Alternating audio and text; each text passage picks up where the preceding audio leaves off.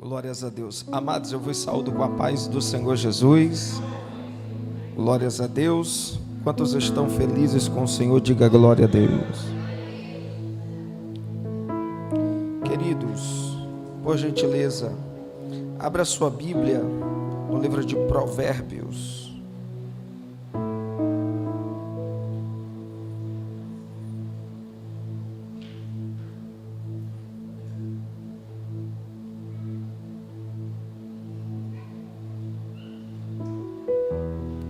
Provérbios 22, versículo 29.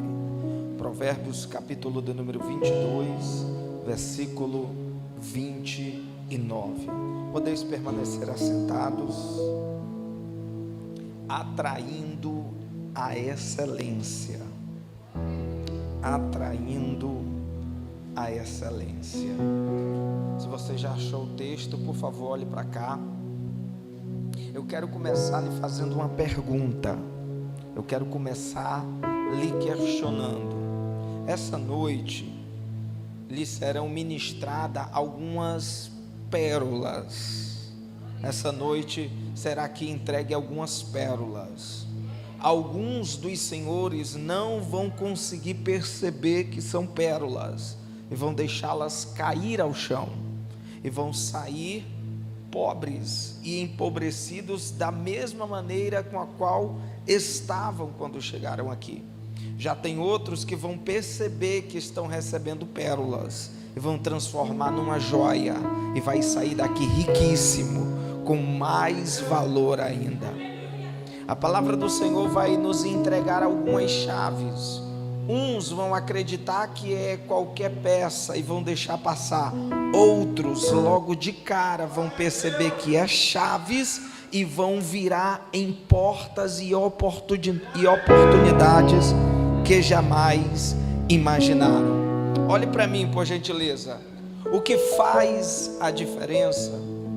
Baixa só um pouquinho o teclado. O que faz a diferença não é a palavra que Deus libera sobre você, mas é como você reage à palavra que Ele já liberou. Tem muita gente frustrada com muita promessa de vitória. Tem muita gente, por assim dizer, derrotada com promessas de serem campeões. Porque o que muda a nossa realidade, reescreve a nossa história e garante um futuro de sucesso, não é a palavra que Deus libera, é a atitude que a gente toma depois que Ele fala. Porque a minha ação precisa concordar com a promessa que Ele já liberou. Haja vista, vamos concordar que Abraão jamais seria o Abraão que a gente conhece hoje. Provavelmente a nação eleita de Deus jamais seria o que ela é hoje, se Abraão não tivesse recebido a palavra e logo em seguida deixado Ur dos Caldeus para trás. Porque Deus falou com Abraão, dizendo: sai-te da tua terra, da tua parentela, para a terra que eu, quem lembra? Para a terra que eu, me ajuda, gente, ou vocês vão pegar as pérolas ou vão deixar cair no chão. Ou você pega ou você deixa passar. Vocês vieram aqui para virar chaves na vida de vocês, chaves no interior de vocês. Porque antes das coisas mudarem na sua conta bancária, antes das coisas mudarem no seu trabalho, na sua casa, precisa haver uma mudança dentro de você. Porque o seu exterior é somente um reflexo do que já há muito tempo permeia o seu interior. Então a principal chave que você precisa virar não é no seu ambiente profissional, é dentro de si mesmo. E quando Deus nos faz promessa, Deus nos dá a oportunidade de virar uma chave, em primeiro lugar, dentro de nós. Dentro de nós. Tem gente que faz da queda o seu fim, outros já pegam a queda e transforma num passo de coreografia. Tem gente que pega a frustração, o fracasso e transforma na sua ruína, outros transformam numa melodia de música, porque foi o sábio Salomão que declarou dizendo que os mais belos hinos e poesias foram escritos em tribulação. Os salmos jamais existiria se em plena angústia e fogo das tribulações os salmistas não ousassem transformar suas emoções aflitas, as suas dores emocionais em composições de salmo. Ou você deixa passar as pérolas, ou você vai transformar numa joia hoje aqui. Porque muitas das vezes a gente responsabiliza o ambiente pela nossa realidade.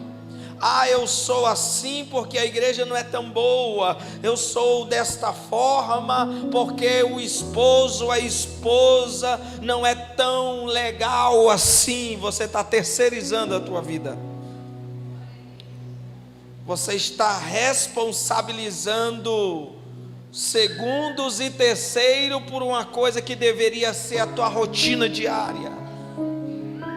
E todas as vezes que você terceiriza a sua vida, você abre a mão do direito de escolher. Então, o que faz a diferença não é estar num ambiente profético. O que faz a diferença é como você se posiciona no ambiente profético. Pastor, me prova, irmão, Jesus estava na casa de Maria e Marta, mas enquanto Maria estava ouvindo palavras de vida e de salvação, Marta estava fazendo os afazeres, batendo tapete, lavando louça, enchendo bacia com água, limpando banheiro. Mas em contrapartida, Maria estava sentada aos seus pés e ouvindo palavras de vida e de salvação com uma proximidade significativa. E o que você precisa saber é que mulher nenhuma, segundo a cultura judaica, poderia se assentar-se nos pés de um homem. Mulher nenhuma poderia se assentar nos pés de um mestre, de um rabino, de nenhuma mulher. Isso era desrespeitoso. Mas Jesus estava na casa dela. E quando Jesus entra na casa de Maria e Marta, é Jesus dizendo: eu estou entrando na intimidade de vocês. E sabe o que é o mais interessante? Havia um relacionamento tão bom entre Marta, Maria e Jesus, que ele não precisou nem de convite, ele chegou de surpresa na casa de Maria e Marta. Outra curiosidade legal para você saber sobre a visita de Jesus na casa de Maria e Marta é que durante os 3 anos e meio de ministério do Messias, ele só entrou em 12 casas. Ele só entrou para visitar 12 famílias. Em toda a trajetória messiânica, Jesus só entrou em 12 casas. Quase que ele entra em 13, mas o centurião rejeitou. Em 3 anos e meio de pregação, de ministração, de maravilhas e de poder, Jesus só entrou em 12 casas. E no meio das 12, Jesus foi mais de uma vez na casa dessas mulheres. Então havia afeto, proximidade. E quando Jesus está na casa de Marta, ela está longe. Ela está apegada com os afazeres. Maria, porém, aproveitou que ele estava na casa e se lançou aos seus pés para ouvir a sua voz mais de perto. Ou seja, estar num ambiente não significa que você vai aproveitar da mesma maneira que o outro vai aproveitar. Porque Maria e Marta tiveram a mesma oportunidade de se lançar aos pés de Jesus, mas ambas tiveram prioridades diferentes.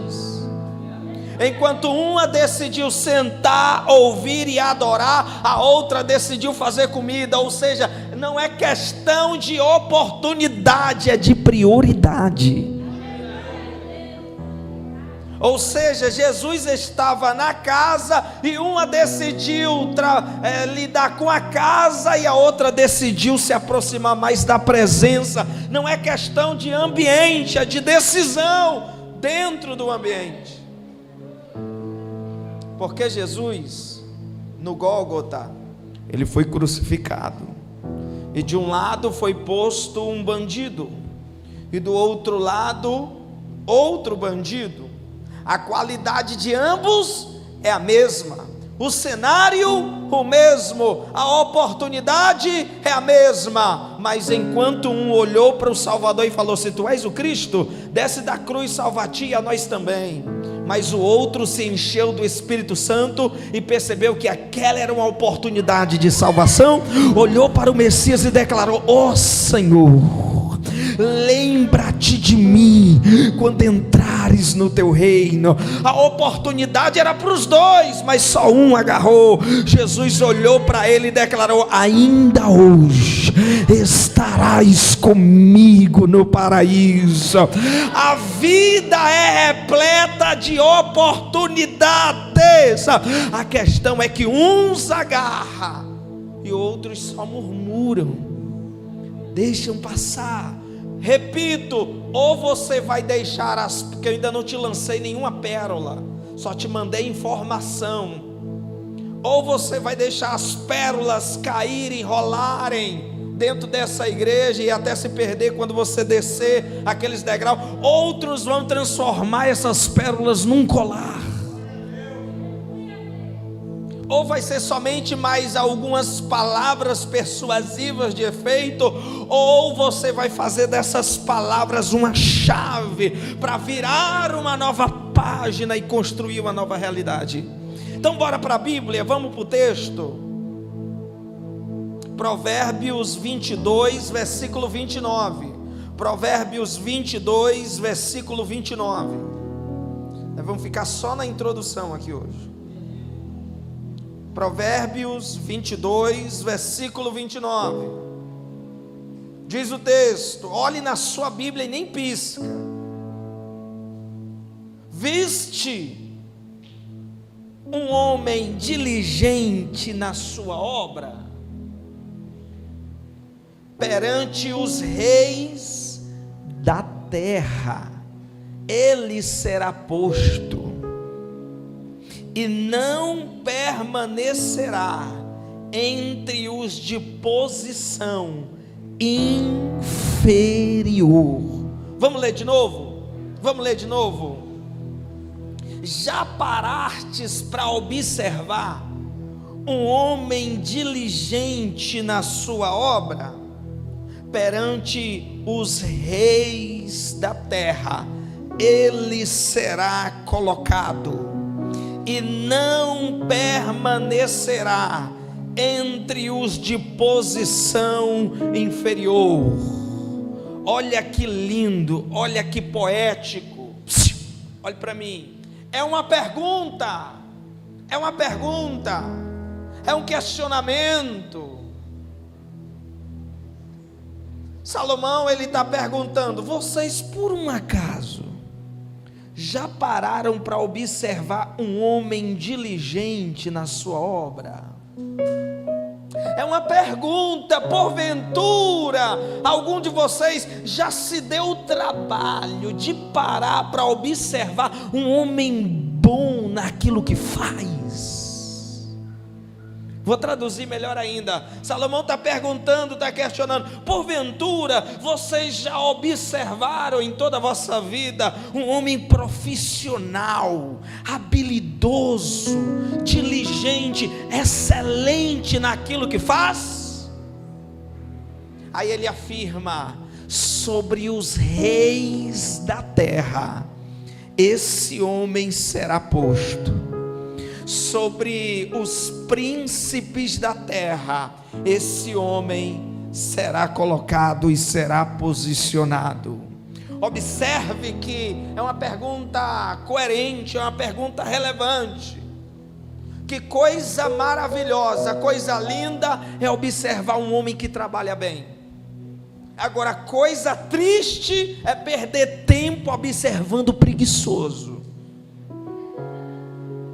É perca de tempo, dá raiva, vontade de tomar, de assumir o trabalho, até porque preguiçoso trabalha 2 vezes. Mas Salomão está perguntando: vocês já observaram um homem bom no que faz?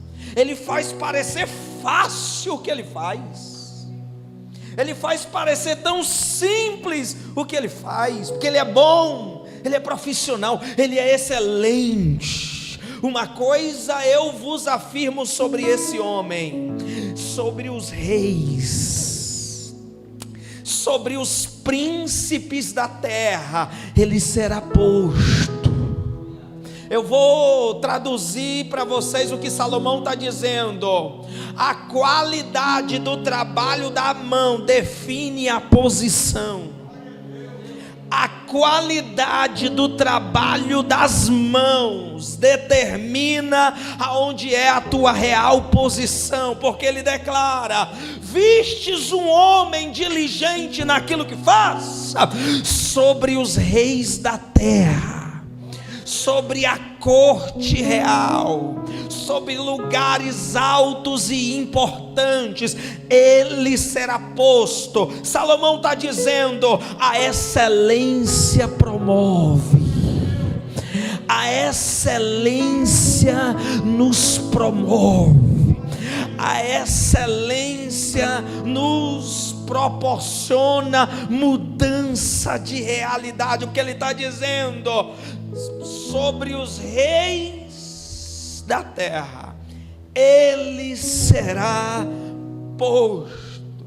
Dependendo da qualidade do trabalho da minha mão, eu vou descobrir aonde é a minha real posição. Tem um ditado popular, mas ele é muito verdadeiro: todo mundo só tem aquilo que merece.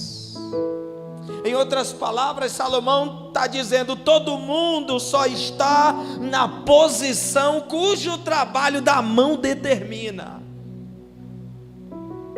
Sobre os reis da terra ele será posto, ou seja, a qualidade do trabalho da tua mão será a tua melhor promoção. A qualidade do trabalho da sua mão será a responsável pela tua melhor promoção. Pastor, me dá um exemplo. José chegou no Egito como escravo de Potifar. Semanas depois, ele é promovido a chefe geral da casa de Potifar. Foi acusado de estupro, foi para a prisão, foi com certeza maltratado. Semanas depois, ele já é o gerente geral da cadeia do Egito.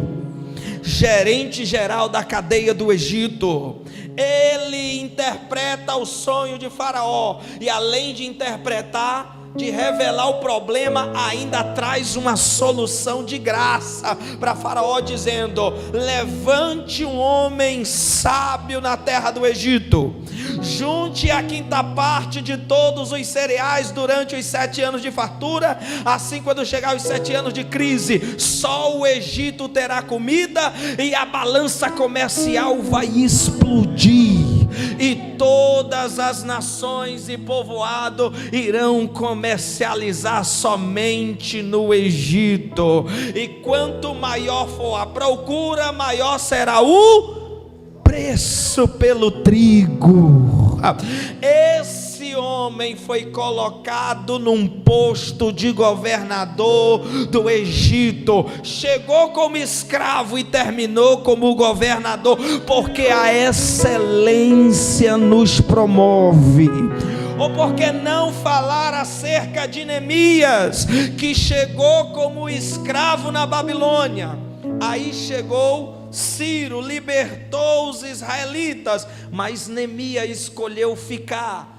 ficar como refugiado em Babilônia, e de refugiado ele ganha uma vaga para trabalhar no palácio, e dentro do palácio ele ganha a oportunidade de servir num cargo e numa posição de altíssima confiabilidade, que era servir o vinho na mão do rei Artaxerxes. Recapitulando, Neemias chega como escravo, assume o desejo de ser refugiado, e de refugiado ele passa para uma posição de alta confiança, que era provar o vinho antes do rei Artaxerxes, e de garçom ele passa a governador de Jerusalém, porque decidiu levantar os muros de Sião. Eu preciso fazer você entender que a qualidade do trabalho da tua mão vai mudar a tua posição. A qualidade do trabalho da tua mão vai mostrar aonde é a tua merecida posição.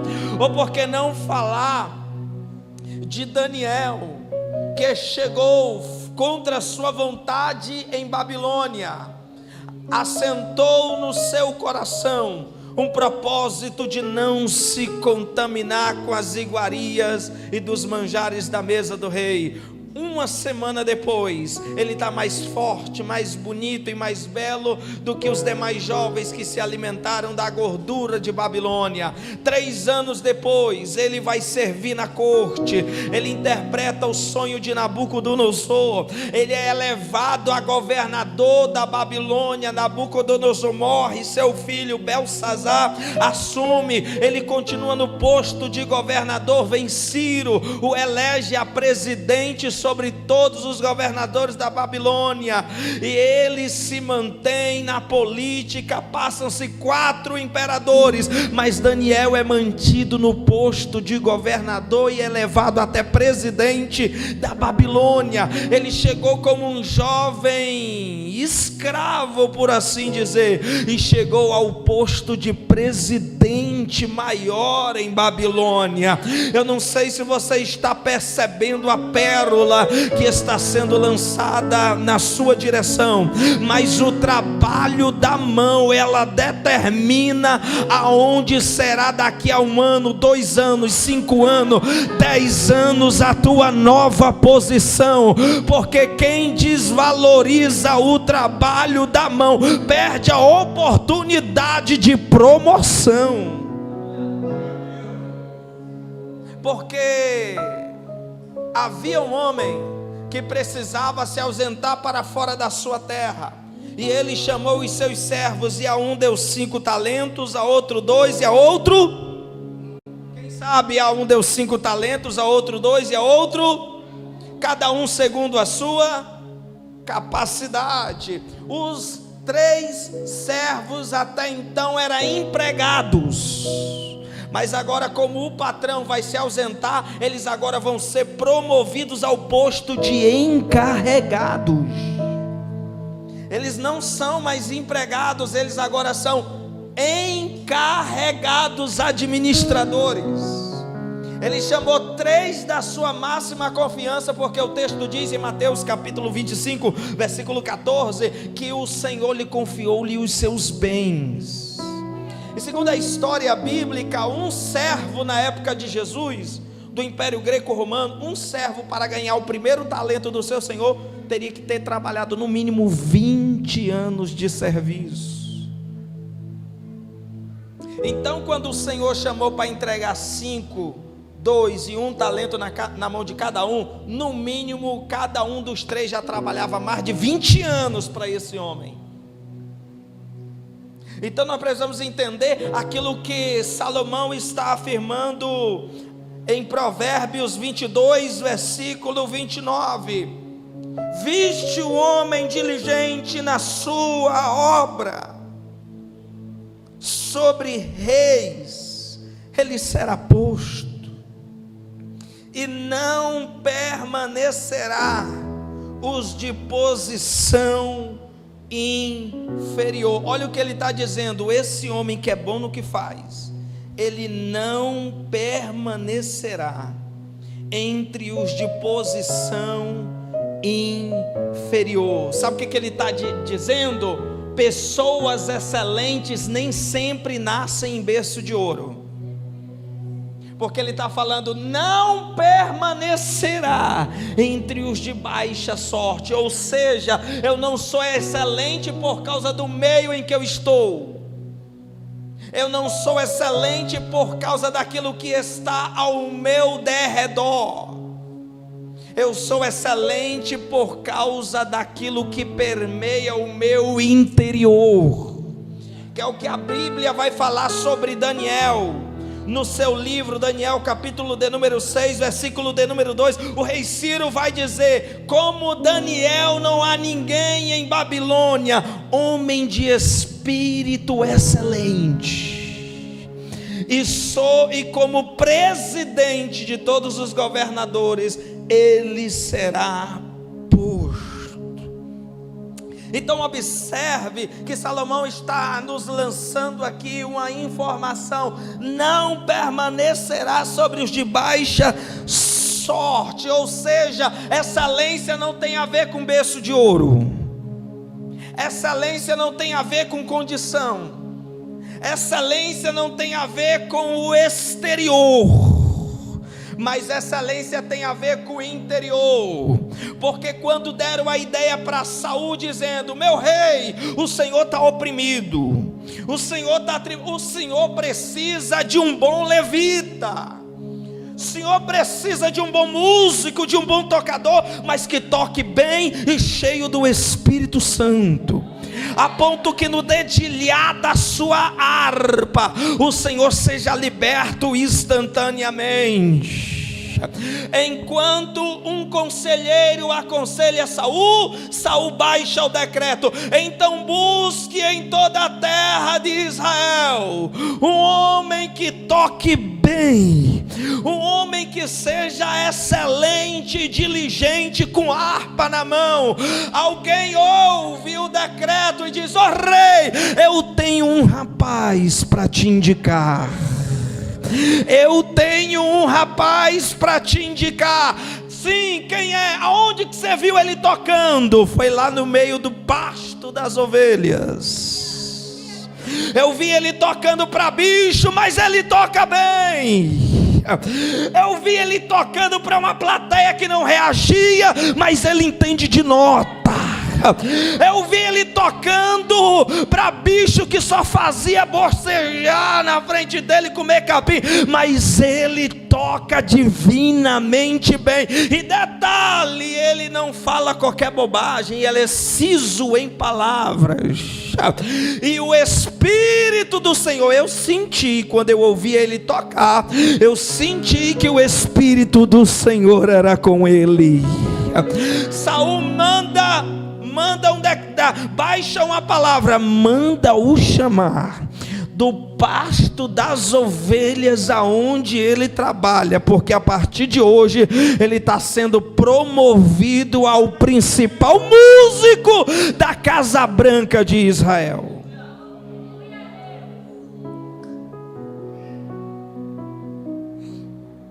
Eu preciso que você pegue essa primeira chave. O trabalho da sua mão determina onde é tua posição.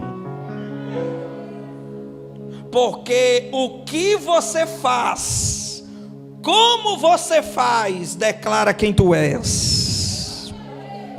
O que você faz, como você faz, declara quem você realmente é. Não é o que você faz propriamente falando, é como você faz. Porque tem gente que tem trabalho excelente, mas uma desenvoltura péssima. Por exemplo, ficar com crianças é um trabalho primordial. Já teve igrejas de eu não conseguir ministrar bem, porque não tinha ninguém para ficar com meu filho.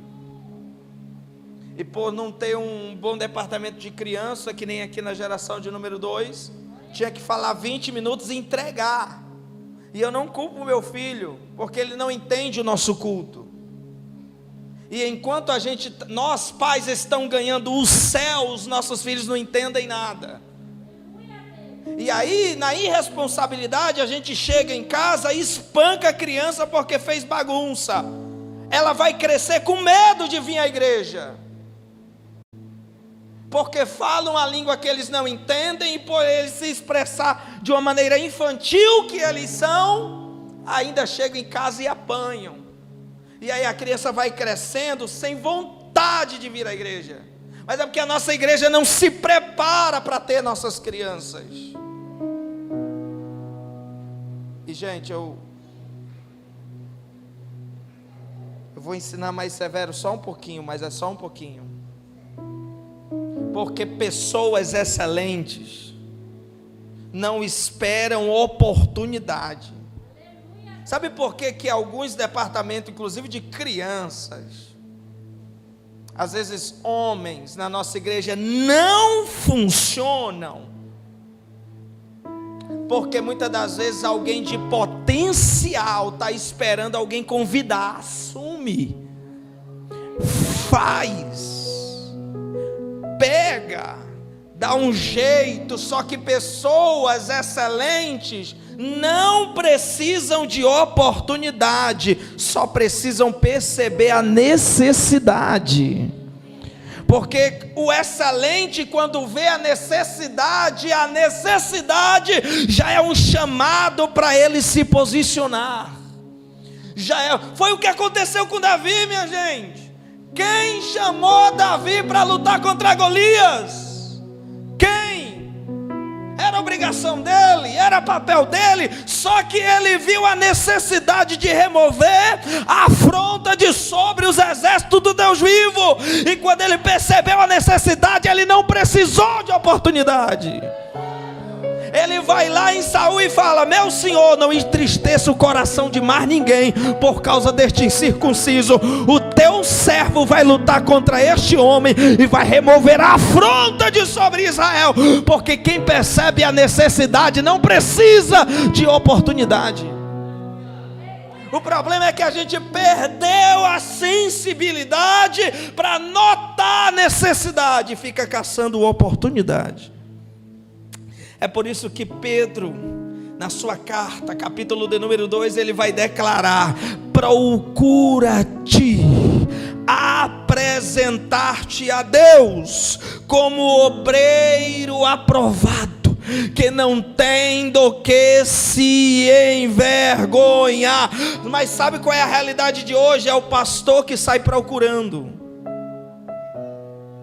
O pastor hoje sai procurando. Por que a gente faz tanta mídia digital falando sobre os nossos cultos de domingo, de terça-feira? É para o ímpio, não é para os irmãos da igreja. A gente já não gasta mais energia para convidar o ímpio para vir para o culto. A gente gasta energia com o crente para ele vir para o culto. Queridos,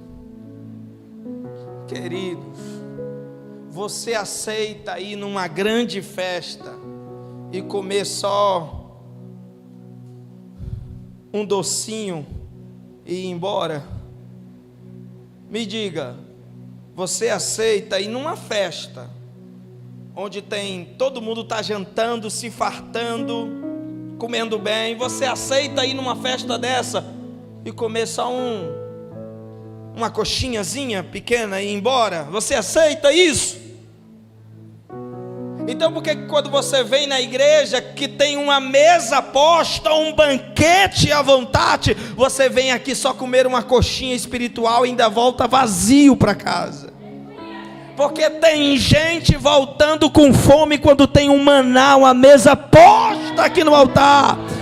Nós temos que parar com isso. Quando Cristo monta a mesa, senta nela e se farta.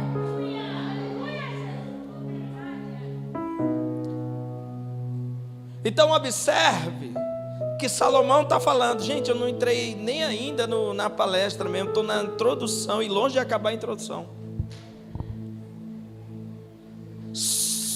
entre os de posição inferior, de baixa sorte, ele não permanecerá.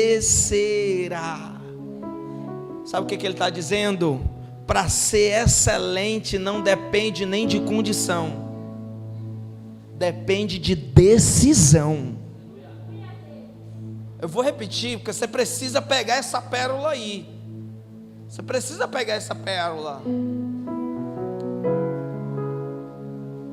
Sabe o que ele está dizendo? Não permanecerá entre os de baixa sorte, de posição inferior. Ele está dizendo que o homem excelente nem sempre está entre os ricos, às vezes está entre os pobres mesmo, mas ele, mesmo não tendo condição, ele é excelente, porque ele decidiu ser. E é assim que a gente começa a atrair, assim que a gente começa atraindo a excelência, é sendo excelente. É assim que a gente começa atraindo a excelência, é sendo excelente. Qual foi a diferença de Obed-edom para a casa de Abinadab? A arca da aliança ficou 20 anos, 2 décadas na casa de Abinadab. No entanto, a Bíblia não faz referência nenhuma que algum milagre aconteceu lá. A arca da aliança ficou 3 meses na casa de Obed-edom, um geteu, um filisteu, e o Senhor o abençoou a Obed, a sua casa e tudo quanto tinha, por amor à arca de Deus. Eu preciso fazer você entender que excelência promove excelência, excelentes atraem excelência. Como é que eu vou atrair a excelência? É ministrando excelência.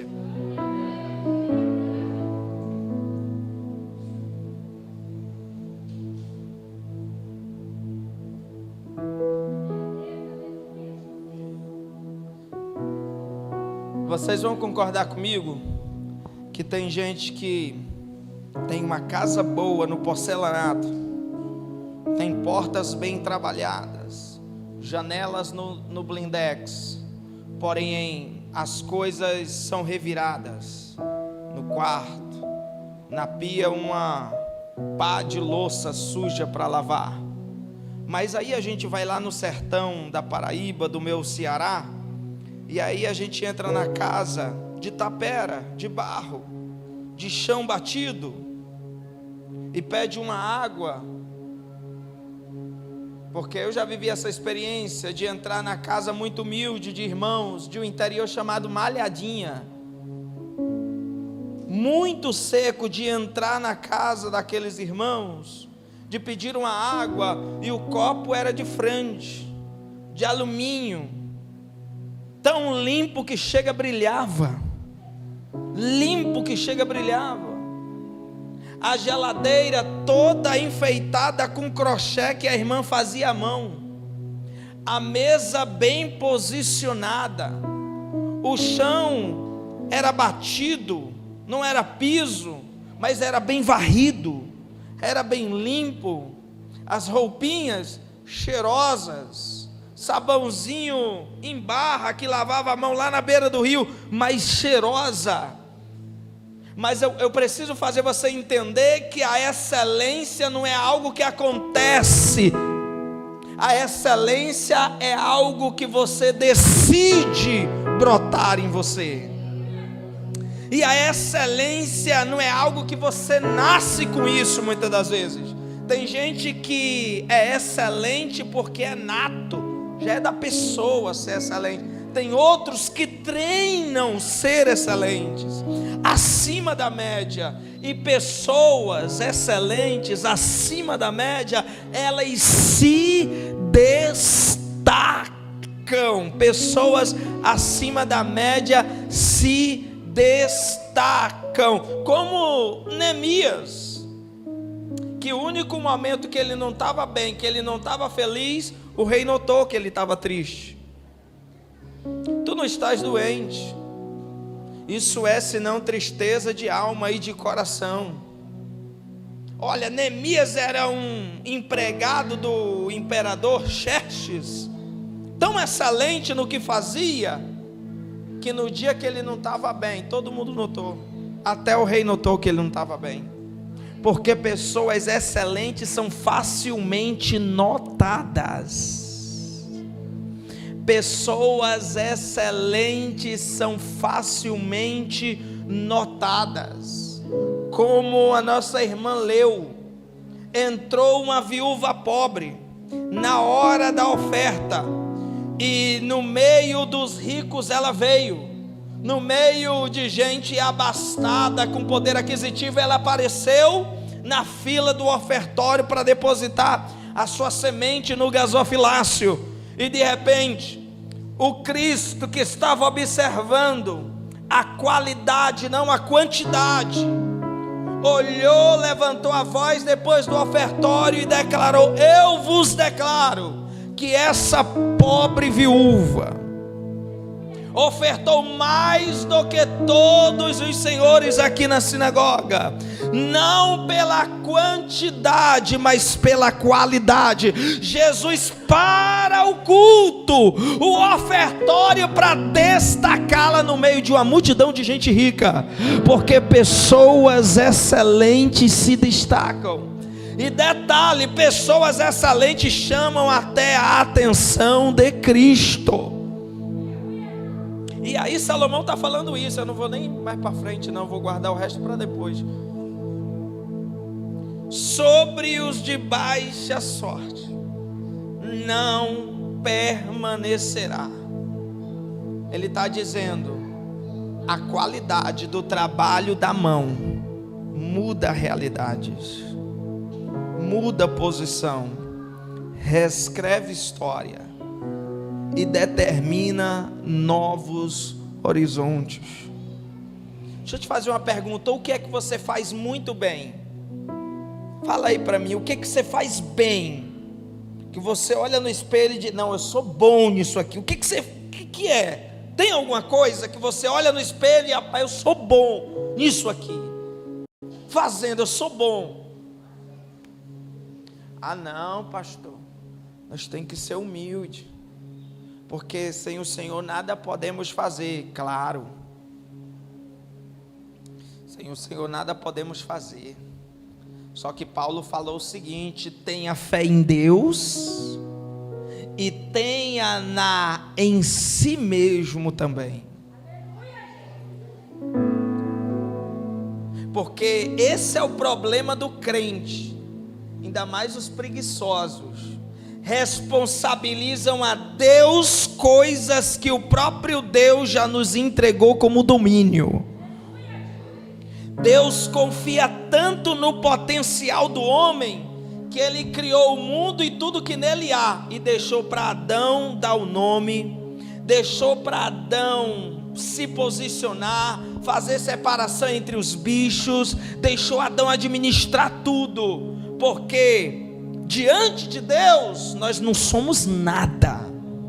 Diante do soberano nós não passamos de pó e cinza. Agora, diante do universo, nós somos a coroa da criação de Deus. Nós somos a coroa da criação de Deus, dotado de talentos e aptidões.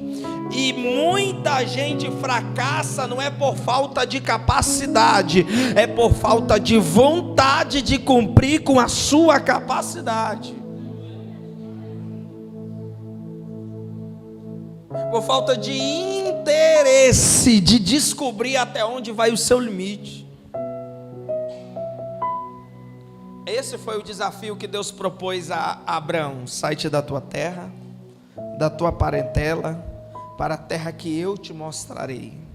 Engrandecerei o teu nome, far-te-ei de ti uma grande nação, em ti serão benditas todas as famílias da terra.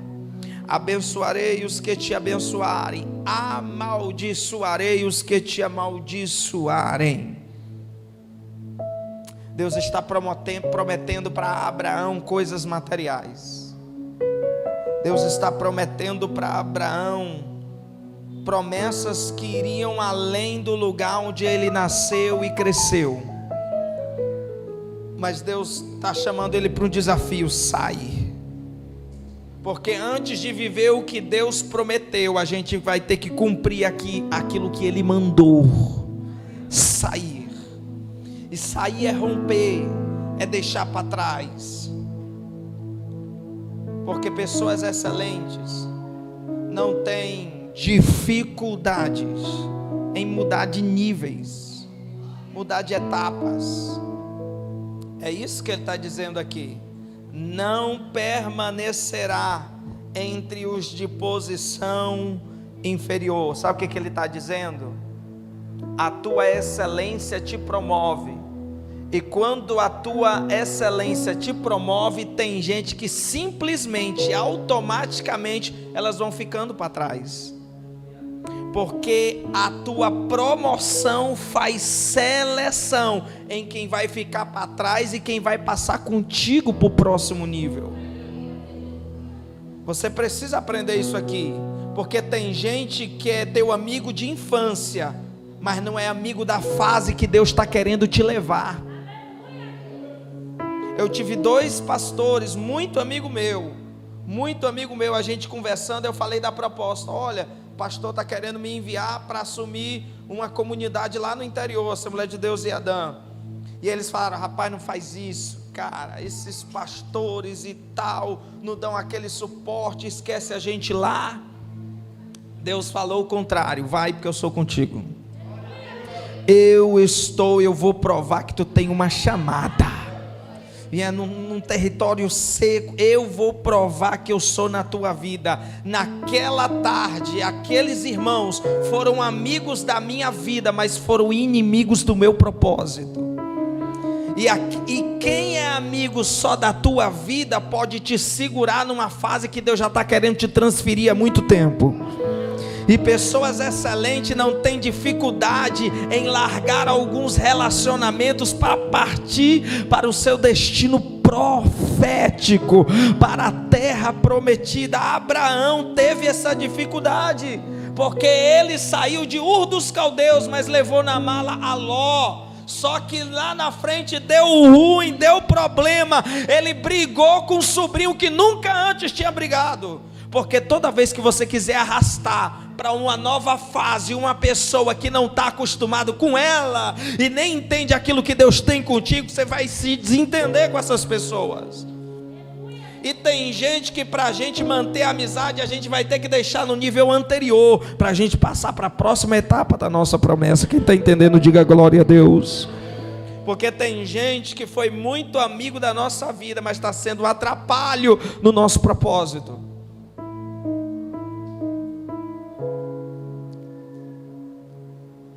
Por exemplo, os pais. Principalmente a mãe que ama muito o filho, que é apegada e tal. Só que o filho quer estudar. O filho quer estudar fora. O filho quer desatar novos conhecimentos, novos horizontes. E aí tem pais que às vezes não entendem que o filho cresceu e fica segurando. E toda vez que o pai faz isso, ele se torna o inimigo do futuro do próprio filho. É por isso que, isso não sou eu que penso não,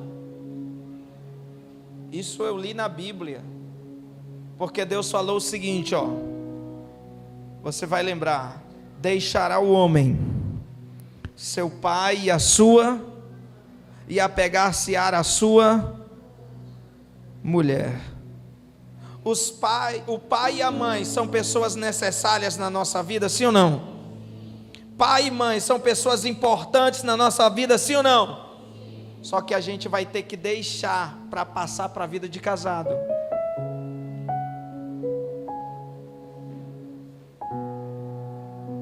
Ou a gente, porque tem gente que é importante, relevante e necessário até certa etapa da nossa trajetória.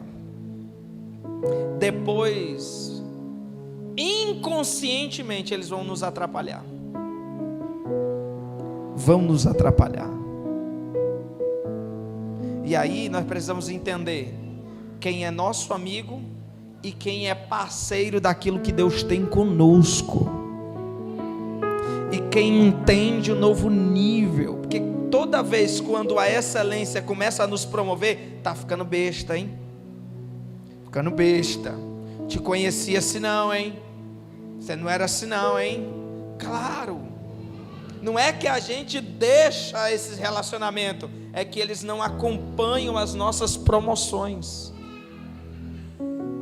Como os irmãos de Davi, não acompanhou a promoção dele, continuou soldadinho lá no batalhão de Saul.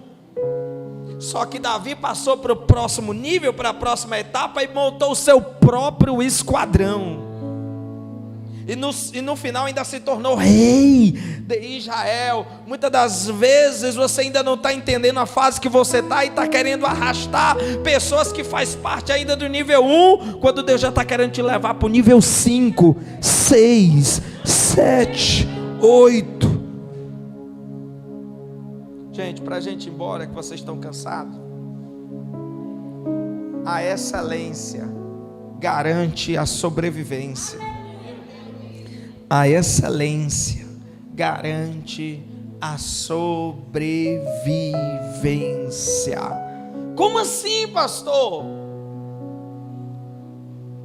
Porque Jesus falou: um certo homem decidiu construir a sua casa sobre areia, e correram rios, sopraram ventos, combateram contra aquela casa, e caiu. E foi grande a sua queda. Mas outro homem levantou e edificou a sua casa sobre a, e correram rios, sopraram ventos, combateram aquela casa e não caiu, porque estava alicerçada sobre a rocha. Eu pergunto, qual construtor foi mais excelente, o da areia ou o da rocha? O da rocha foi mais excelente. E no final, quem foi que suportou os dias de tempestade? O preguiçoso ou o excelente?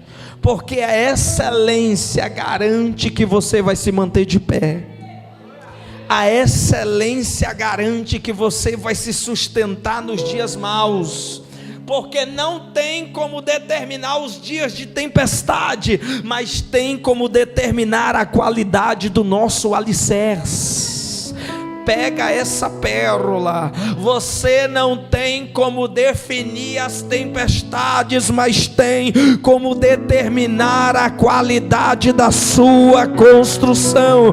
Você não tem que se preocupar com as tempestades, você tem que se preocupar com a qualidade do seu alicerce. Resumindo, a excelência é uma construção.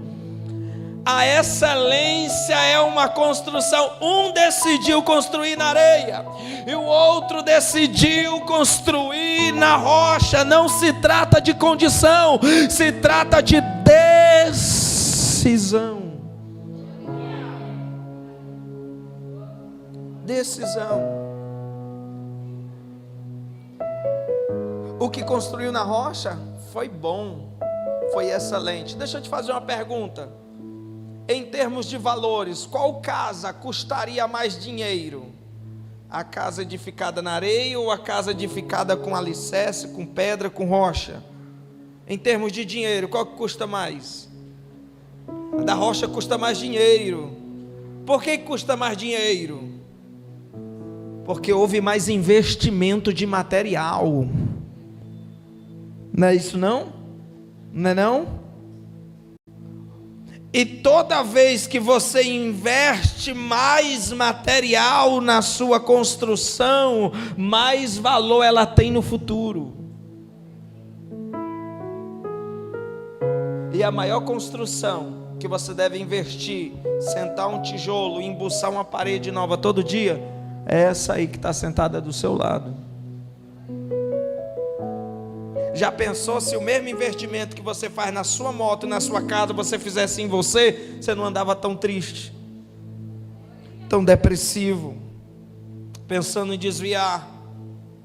que essas cadeiras não estão cheias aqui? A gente fez o cartaz, atraindo a excelência. Atraindo a excelência. É porque às vezes a excelência só compete aos ricos, que nada, eu também achava isso. No pior momento da minha vida, eu decidi escrever um livro que vai ser pré-lançado em São Paulo, e o lançamento oficial vai ser em Camboriú, que a gente bateu o martelo recentemente.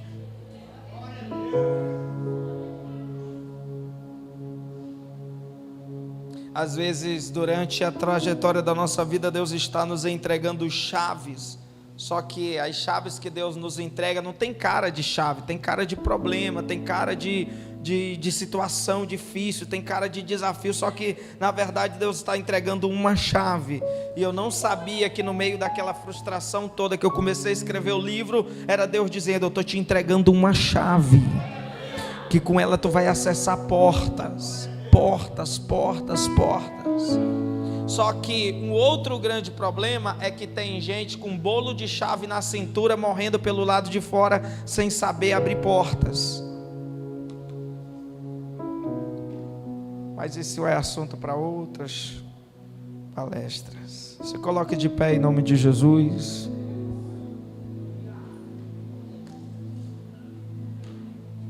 A qualidade do trabalho da sua mão determinará aonde será a sua posição.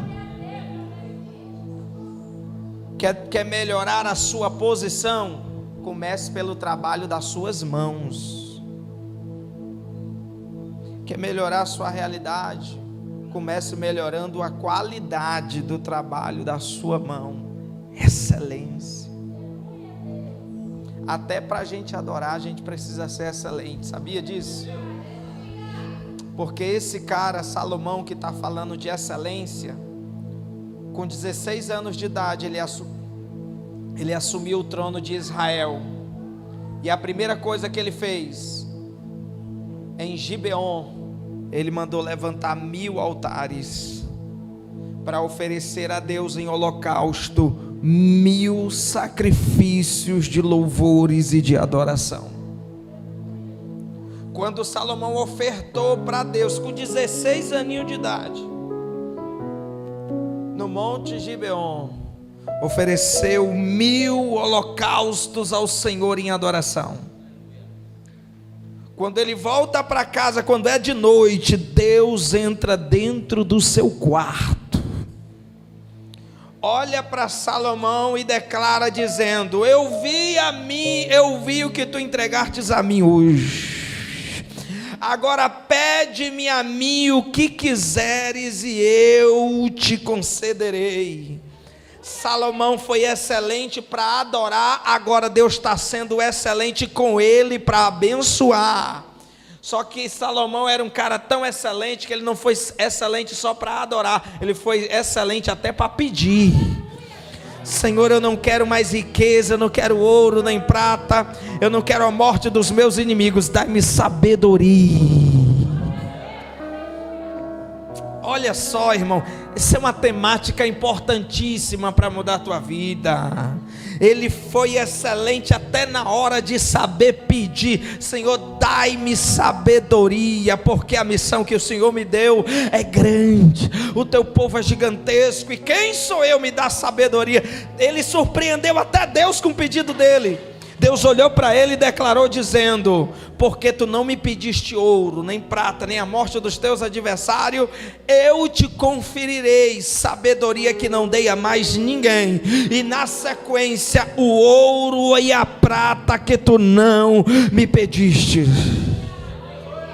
É por isso que Tiago vai dizer que a gente pede e não recebe, porque pede mal. A gente não é excelente. A gente não é excelente nem para pedir, para falar com Deus. Mas agora você vai orar pedindo: Senhor, derrama sobre mim um espírito excelente. Um espírito excelente. Feche os teus olhos, o ministério de louvor vai adorar. E você vai colocar uma mão no coração e vai dizer: Senhor, eu quero ser um imã de excelência.